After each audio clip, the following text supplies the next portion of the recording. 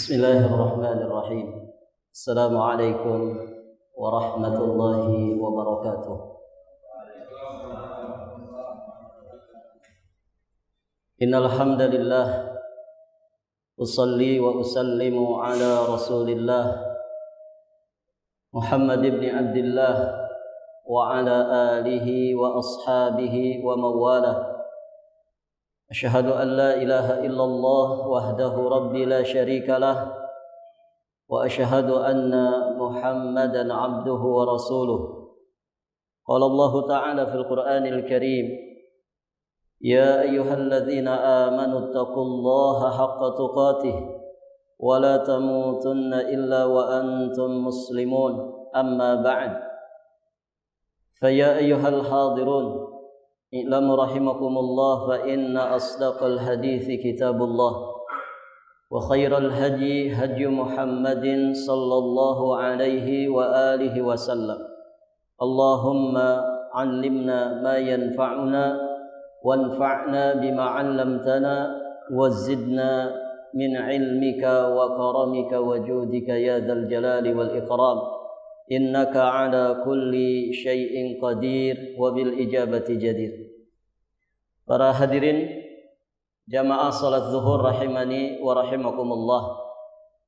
Alhamdulillah, pada siang hari ini kita dipertemukan kembali di majelis ini. Kita memohon kepada Allah Subhanahu wa taala ilmu yang bermanfaat, dan kita berlindung kepada Allah Subhanahu wa taala dari ilmu yang tidak bermanfaat. Insyaallah taala mulai siang ini kita akan membahas pembahasan tentang fikih ibadah, dan insyaallah kita mulai dari Kitabut Taharah. Pada pembahasan yang terdahulu sudah kita jelaskan kenapa kitab At-Taharah selalu didahulukan, diutamakan oleh para ulama fikih ketika mereka membahas tentang fikih ibadah, bahkan fikih muamalah. Berikutnya kita akan langsung membahas tentang definisi dari taharah. Para ulama menjelaskan bahwa at-taharatu lughatan an-nadhafatu wan-nazahatu minal ahdath. Secara bahasa, taharah itu adalah bersih dan suci dari segala hadas. Bersih dan suci dari segala hadas. Itu yang disebut dengan taharah. Adapun secara istilah syar'i, yang disebut dengan taharah itu adalah raf'ul hadas au izalatun najas, menghilangkan hadas atau menghilangkan najis. Itulah taharah. Jadi kalau ada orang melakukan kegiatan, dia sedang mengangkat hadas yang ada pada dirinya, dia sedang menghilangkan hadas yang ada pada dirinya, dan dia sedang membersihkan najis, maka yang sedang dia lakukan itu disebut dengan taharah. Lebih luas lagi para jamaah yang dirahmati Allah, taharah di dalam syariat itu ada dua kata para ulama. Yang pertama disebut dengan taharah hakikiyah. Taharah hakikiyah. Taharah hakikiyah itu adalah taharah dari najis yang ada pada badan kita, pada pakaian, juga pada tempat. Ini namanya taharah hakikiyah. Jadi kita membersihkan, menghilangkan, mensucikan najis yang ada di badan kita, kemudian yang ada di baju kita, juga yang ada di tempat tinggal kita. Kemudian ada taharah yang disebut dengan hukmiyah. Secara hukum dia disebut taharah. Apa itu? Yakni at-taharah minal hadas. Membersihkan diri dari hadas atau menghilangkan hadas. Maka ini terkait dengan apa yang ada pada badan kita. Jadi kalau hakikiyah meliputi badan, meliputi pakaian dan juga tempat. Nah kalau taharah hukmiyah hanya khusus pada badan saja. Jadi upaya seseorang di dalam menghilangkan hadas yang ada pada dirinya, itu namanya juga taharah. Dan taharah hukmiyah ini itu ada 3. Taharah hukmiyah itu ada 3. Pertama, taharah kubra. Taharah kubra ini para jamaah yang dirahmati Allah akan bisa hilang atau upaya menghilangkan hadas besar yang ada pada diri kita. Dan hadas besar tidak akan bisa hilang kecuali dengan cara kita mandi, yang disebut dengan mandi janabah atau mandi besar. Kalau misalkan seorang wanita mengalami haid, kemudian para jamaah yang dirahmati Allah, setelah itu dia mendapatkan masa sucinya, maka kewajibannya setelah wanita itu suci dari haidnya adalah dia mengangkat hadas besar yang ada pada dirinya. Jadi tidak semata hanya dibersihkan bagian yang keluar darah haidnya saja, tapi dia wajib mandi besar dari seujung rambut sampai seujung kakinya.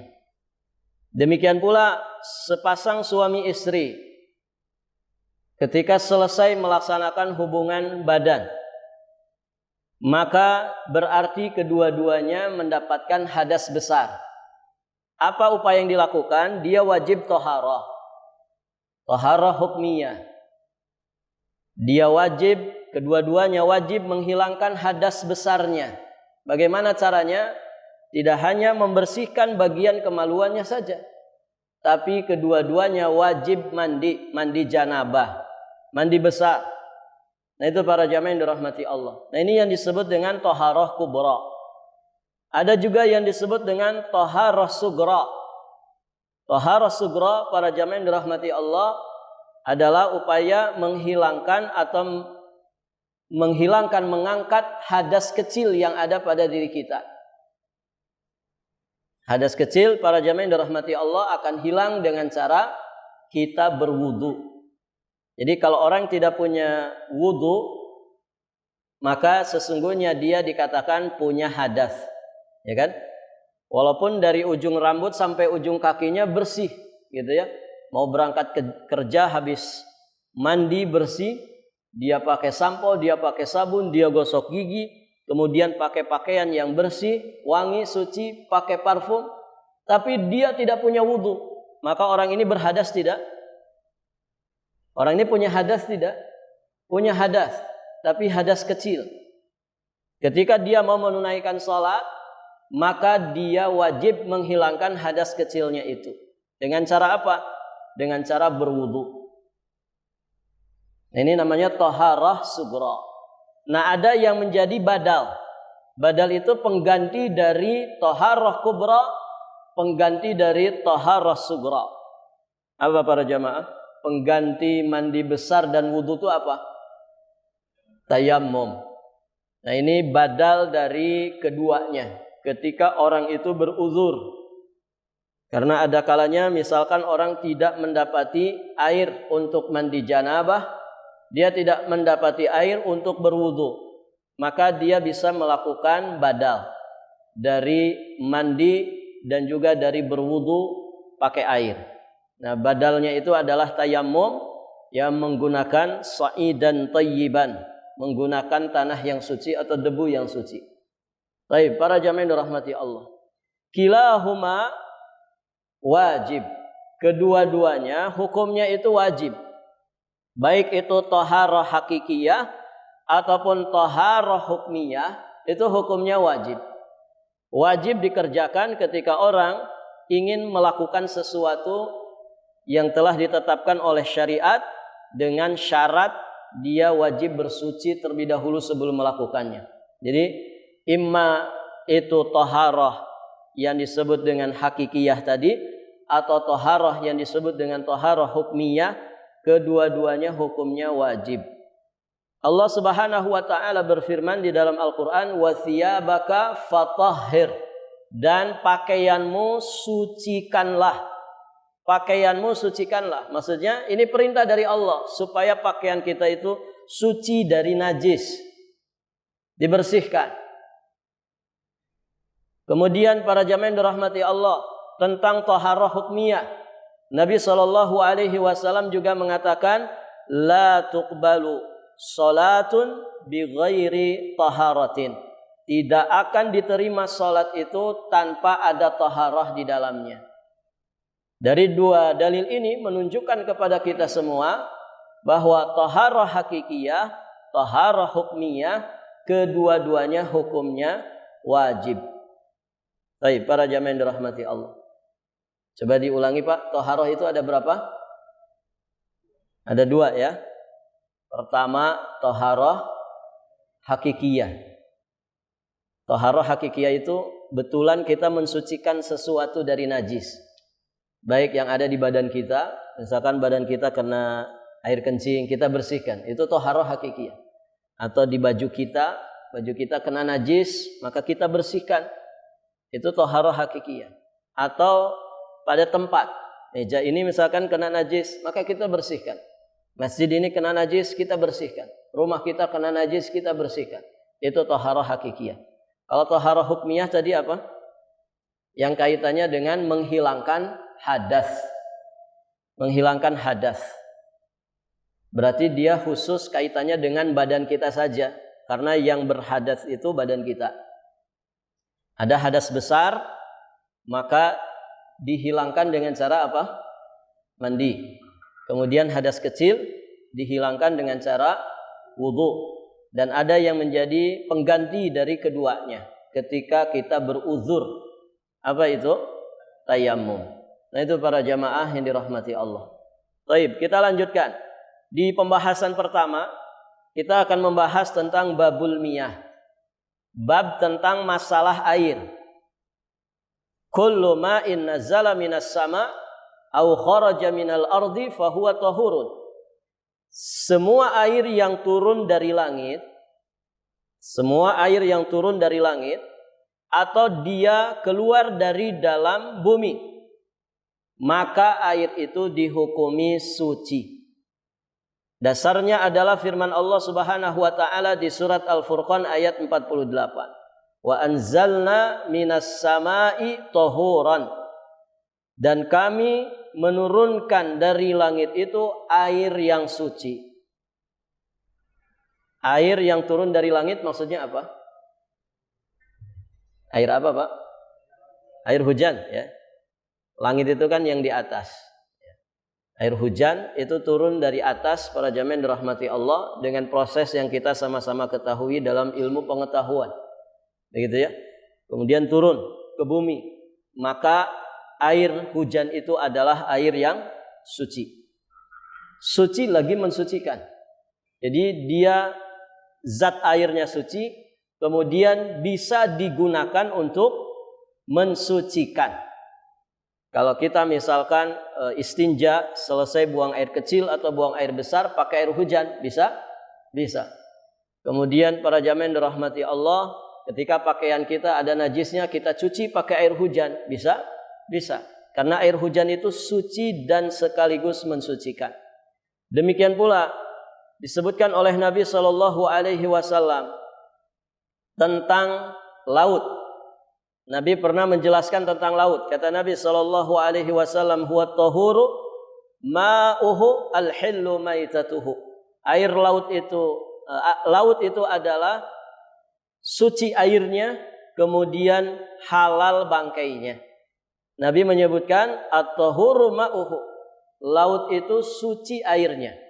Berarti air laut itu adalah air yang suci. Kemudian Nabi SAW juga menjelaskan tentang air sumur. Air sumur adalah air yang keluar dari dalam bumi. Demikian pula mata air yang keluar dari dalam bumi. Kata Nabi SAW, innal ma'a tahurun la yunajjisuhu syai'un. Sesungguhnya air itu suci, tidak ada yang bisa menajisinya sesuatu apapun. wa huwa baqin ala tahuriyatihi, maka air itu senantiasa ada pada hukum kesuciannya walaupun dia itu tercampuri oleh sesuatu yang suci. Jadi kalau air, para jamaah yang dirahmati Allah, dia tercampuri oleh sesuatu, tapi sesuatu ini sesuatu yang suci, maka air itu tetap dihukumi suci selama dia tidak keluar dari kemutlakan hukumnya sebagai air. Begitu ya. Contoh, kalau ada air di satu ember, para jamaah yang dirahmati Allah, kemudian di situ ada daun yang jatuh, ada 3 lembar daun, kemudian ada ranting pohon masuk ke dalam air yang ada di ember ini. Baik, kita katakan airnya suci atau tidak? Suci. Kenapa? Karena walaupun dia bercampur dengan barang yang lain, barangnya ini adalah barang yang suci. Daun-daunan, ranting pohon, itu adalah barang-barang yang suci. Kemudian campurannya itu tidak menjadikan air tersebut keluar dari hukum kemutlakannya. Tetap disebut air. Nah, beda halnya para jamaah yang dirahmati Allah, kalau campurannya itu berupa yang lain. Ya, misalkan ada satu wadah air, kemudian kita campuri kopi. Kita campuri gula. Begitu ya. Kopi sama gula suci tidak? Suci tidak, Pak? Jelas suci ya. Kopi dan gula itu suci. Baik. Kita campurkan ke air tadi di dalam satu gelas, di satu wadah. Si air ini tadinya bening, dicampuri kopi, kemudian dicampuri gula. Warnanya jadi apa? Warnanya jadi hitam ya. Kopi tubruk. Baik, para jamaah yang dirahmati Allah. Kopi dan gulanya itu suci. Ketika dicampurkan dengan air yang tadinya bening suci, itu air kopi itu tetap suci tidak? Kan berubah nih jadi segelas secangkir kopi yang siap diminum. Baik, kopinya itu suci enggak? Air kopinya tadi suci. Apakah bisa untuk bersuci? Bisa untuk bersuci? Tidak. Dia suci tapi tidak bisa dijadikan alat untuk bersuci. Jadi orang cebok pakai air kopi gitu ya. Ini eman-eman begitu ya.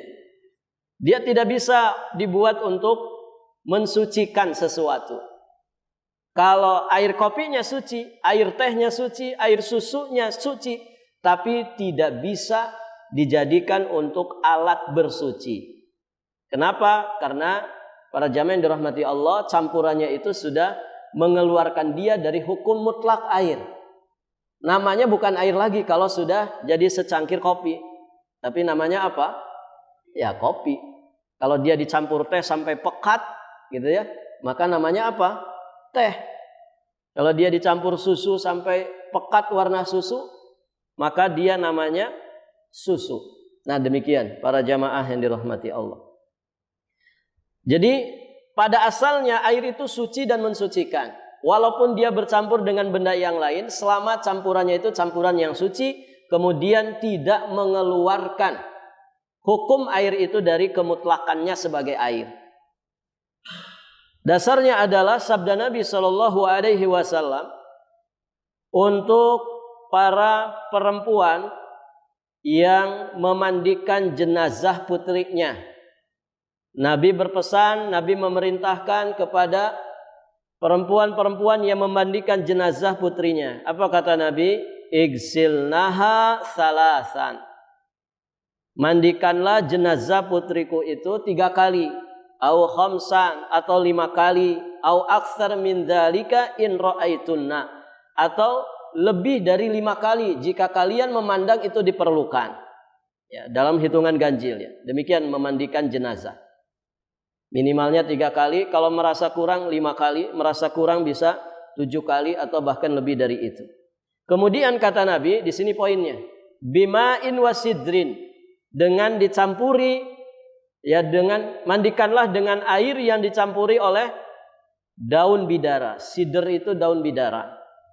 Kemudian waja'alna fil akhirati kafuran, dan jadikanlah pada basuhan atau pada mandi yang terakhir campur airnya itu dengan kafur, au syai'an min kafur, atau sedikit dari kafur. Kafur itu dalam bahasa kita kapur barus. Nabi disuruh mencampur air untuk memandikan jenazah putrinya pakai sider, pakai daun bidara, kemudian di penghujungnya pakai kapur barus. Dicampur di sini maksudnya adalah tidak terlalu banyak sehingga tetap namanya dia air yang suci dan mensucikan, namun ada campuran. Nah, campurannya ini adalah campuran yang suci. Daun sider itu adalah suci, kemudian kapur barus juga suci. Nah, di sini menunjukkan bahwasanya air itu pada asal hukumnya dia suci dan mensucikan, walaupun dia tercampur dengan sesuatu, selama campurannya itu campuran yang suci, kemudian tidak mengeluarkan air tersebut dari hukum kemutlakannya sebagai air. Wala yuhkam binajasatil ma'. Jangan terburu-buru untuk menghukumi air itu sebagai air najis. Wa in waqa'at fihi najasah, walaupun tercampuri di dalamnya ada najis. Nah, kalaupun bahkan campurannya itu adalah campuran yang najis, maka jangan cepat dihukumi sebagai air yang najis, illa kecuali idza taghayyara biha, kecuali campuran najisnya itu memberikan pengaruh besar kepada si air tadi, sampai berubah rasa, sampai berubah aroma, sampai berubah warna. Nah, kalau sampai merubah warna, rasa, aroma, para jamaah yang dirahmati Allah, maka berarti keluar dari kemutlakan ya hukumnya sebagai air. Dasarnya adalah hadis dari Abi Sa'id. Beliau berkata, "Qila ya Rasulullah." Dikatakan kepada Nabi SAW, "Ya Rasulullah, ana tawadda'u min bi'ri buda'ah." Bolehkah kami berwudu di sumur buda'ah? Wa hiya bi'run yulqa fiha al-hiyad wa luhumul kilab wan natan. Jadi ada namanya di masa itu sumur buda'ah. Sumur buda'ah ini para jamaah yang dirahmati Allah adalah satu penampungan air yang di situ para jamaah yang dirahmati Allah, di aliran-aliran air menuju ke penampungan ini orang sering melempar bekas headnya. Kemudian para jamaah yang dirahmati Allah, kadang daging anjing dibuang di situ, juga barang-barang yang berbau busuk dibuang di situ. Itu sumur buda'ah. Nah, sahabat bertanya, boleh nggak kita wudu di sumur buda'ah tadi, di penampungan air yang disebut dengan sumur buda'ah tadi? Kemudian Nabi menjawab, al-ma'u tahurun la yunajjisuhu syai'un. Air itu tetap dihukumi suci, tidak bisa dinajisi dengan segala sesuatu. Baik, para jamaah yang dirahmati Allah Subhanahu wa taala. Jadi kisahnya para jamaah, ada sumur buda'ah yang sumur ini sesungguhnya adalah penampungan air ya di masa itu, yang dia mengumpulkan air itu dari beberapa sumber aliran. Nah, di aliran-aliran inilah orang-orang kadang membuang sesuatu yang najis, membuang sesuatu yang tidak baik. Maka para sahabat bertanya, boleh nggak kita wudhu di situ? Maka Nabi mengatakan, pada asalnya hukum air itu suci dan mensucikan. Dia tidak ternajisi oleh apapun kecuali tadi ya yang dijelaskan oleh para ulama, ketika berubah warnanya, berubah aromanya, kemudian berubah rasanya. Artinya kalau air itu dalam hukum kemutlakannya sebagai air, maka campuran najis itu para jamaah yang dirahmati Allah tidak mempengaruhi air tersebut. Saya kasih contoh, Pak. Misalkan ada satu penampungan air, satu bak besar. Ya, ini air suci dan mensucikan. Ditampung satu bak besar. Ya, di Balikpapan orang kalau bikin bak itu gede-gede, Pak ya. Bisa 1 meter kali 2 meter gitu. Dalamnya 1 meter, panjangnya 2 meter. Kenapa gede-gede bak orang sini, Pak? Karena sering mati ya. Sering mati jadi dia nampung. Baik, para jamaah. Ini air yang sangat banyak sekali. Kemudian kita tetesi misalkan dengan 1 tetes air kencing. Baik. 1 tetes air kencing ini pengaruh enggak kepada air tadi? Pengaruh tidak, Pak? Tidak pengaruh. Kenapa demikian? Karena air yang 1 bak besar itu ketika ditetesi 1 tetes air kencing tidak sampai berubah warna, ya kan? Tidak sampai berubah warna. Warnanya berubah? Tidak. Gitu ya. Kalau apalagi kalau air kencing orang itu, ya, air kencing yang rajin minum, gitu ya. Tidak dehidrasi. Warnanya kan mirip dengan air putih, begitu. Taib. Berarti tidak berubah warnanya. Kemudian yang kedua, aromanya berubah? Tidak, tetap aroma air biasa. Kemudian yang ketiga, warnanya berubah? Tidak berubah. Jadi rasa, aroma, kemudian para jamaah dirahmati Allah, warnanya tidak berubah. Maka air najis yang 1 tetes tadi itu tidak menjadikan air tersebut menjadi najis. Beda halnya para jamaah dirahmati Allah, kalau misalkan ada satu ember kecil air suci, kemudian ditumpahi 1 ember air kencing. Kira-kira pengaruh enggak, Pak? Pasti pengaruh. Warnanya pasti berubah. Aromanya pasti berubah. Kemudian para jamaah yang dirahmati Allah, warnanya juga pasti berubah. Ini jelas tidak bisa dipakai untuk bersuci. Dia sudah bukan air suci lagi, apalagi untuk mensucikan. Bisa dipahami ini? Demikian. Jadi pada asal hukumnya air itu suci dan mensucikan. Tidak ada yang menajisinya sesuatu apapun. Kecuali tadi betul-betul berubah warnanya, aromanya dan juga rasanya. Itu tentang air. Berikutnya para jamaah yang dirahmati Allah, babun najasat, tentang masalah najis. Yang disebut najis itu apa? Yang disebut dengan najis para jamaah yang dirahmati Allah, najis itu kullu syai'in yastaqdiruhu ahlu tabai as-salimah. Segala sesuatu para jamaah yang dirahmati Allah yang dianggap kotor. Segala sesuatu yang dianggap kotor secara syariat. Yang dianggap kotor juga oleh ahlu tabai as-salimah. Orang-orang yang masih punya tabiat lurus. Wa yatahaffadzuna anhu, dan mereka itu para jamaah yang dirahmati Allah benar-benar menjaga diri mereka darinya, melindungi diri mereka darinya. Wa yaghsiluna thiyab idza asabahum, dan mereka akan mencuci pakaian mereka, membersihkan tempat mereka ketika terkena barang najis tersebut. Contohnya adalah al-azrah. Azrah itu kotoran manusia. Wal baul, ya, air kencing manusia. Para jamaah yang dirahmati Allah, orang yang tabiatnya masih lurus tentu akan melindungi dirinya dari kotoran itu. Ya, dari bekas air kencing, juga dari bekas buang air besar, dari kotoran manusia. Nah, itu yang disebut dengan najis.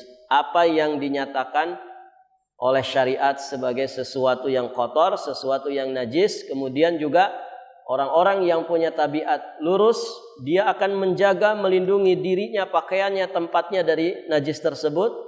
Dan para jamaah yang dirahmati Allah, dia adalah lawan daripada taharah. Jadi najis itu lawan daripada taharah. Lawan daripada suci ya najis. Baik. Asal hukum segala sesuatu itu adalah boleh dan suci. Jadi asal hukum segala sesuatu itu adalah suci. Maka siapa yang menyangka, siapa yang menganggap, siapa yang memandang sesuatu itu dikatakan sebagai suci, sebagai najis, maka dia wajib mendatangkan dalil. Karena hukum asal segala sesuatu itu boleh. Hukum asal segala sesuatu itu suci. Maka kalau ada orang yang menyatakan sesuatu itu najis, maka dia wajib mendatangkan dalilnya. Kalau dia mampu mendatangkan dalilnya, maka berarti benar sesuatu itu najis. Namun kalau dia tidak bisa mendatangkan dalilnya, maka para jamaah yang dirahmati Allah, kita wajib kembali kepada hukum asal, bahwa hukum asal sesuatu itu adalah suci. Demikian. Dan menghukumi sesuatu sebagai najis, ini hukum taklifi. Hukum taklifi ini adalah beban syariat. Kalau ada sesuatu najis, kita wajib membersihkannya, menghilangkannya. Dan para jamaah yang dirahmati Allah, tentu manusia akan mengalami dalam hidupnya bersinggungan, ya bersentuhan dengan yang namanya najis. Maka tidak boleh ya kita menetapkan itu sebagai najis kecuali dengan dalil dari syariat ini. Nah, nanti kita akan bahas beberapa pembahasan yang dinyatakan oleh syariat sebagai najis. Karena tadi hukum asal sesuatu itu suci. Maka kalau kita menyatakan sesuatu itu najis, harus mendatangkan dalilnya. Nah, di dalam syariat dijelaskan beberapa perkara sebagai benda atau sesuatu yang najis. Kita sebutkan dulu secara garis besar. Yang pertama, para jamaah yang dirahmati Allah, baulul adami wa ghaituhu. Air kencing manusia dan kotoran manusia. Jelas itu najis. Para jamaah yang dirahmati Allah, sebagian orang tidak perhatian dalam masalah ini. Ya, seperti yang pernah kita sampaikan di pembahasan sebelumnya. Ada orang yang la yatahaffazun, tidak menjaga, melindungi badannya, melindungi pakaiannya, melindungi tempatnya dari air kencing. Begitu ya. Sebagian orang para jamaah yang dirahmati Allah tidak paham tentang air kencing anak-anaknya. Kadang kencing kemudian dibiarkan begitu saja, sehingga keinjak-injak kemana-mana, begitu ya. Anaknya kencing dibiarin, padahal anaknya sudah bukan bayi merah lagi. Kemudian terinjak-injak ke kamar, ke ruang tamu, begitu ya, bahkan ke tempat sholatnya, sehingga semua bagian di rumahnya terkena najis, tapi dibiarkan begitu saja. Nah, ini kalau keinjak sama kita, kemudian kita sholat dalam kondisi badan kita ada air kencing anak kita atau pakaian kita terkena, maka ini menyebabkan sholatnya tidak sah. Maka mohon diperhatikan para jamaah, apalagi air kencing orang dewasa. Demikian pula kotorannya. Ya, sebagian orang para jamaah yang dirahmati Allah juga tidak memperhatikan masalah ini. Ya, kotoran anak kita, kotoran diri kita sendiri.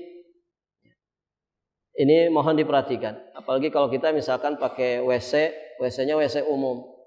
Ya, sebagian orang kadang ada yang jahil para jamaah. Jadi dia BAB tidak disiram sengaja, biar orang setelahnya ya terkena madaratnya. Ini tidak boleh seperti itu. Dan kalau kita masuk di WC-nya dipakai banyak orang, pastikan dulu ya yang ada di sekitar itu betul-betul suci. Makanya sebelum kita melakukan segala sesuatu, ketika masuk WC yang dipakai banyak orang, bersihkan dulu di sekitarnya untuk memastikan bahwa kita menggunakannya dalam kondisi suci, bersih. Nanti bekas kita pun demikian, dibersihkan dengan baik supaya orang yang datang setelah kita bisa nyaman, tidak terganggu.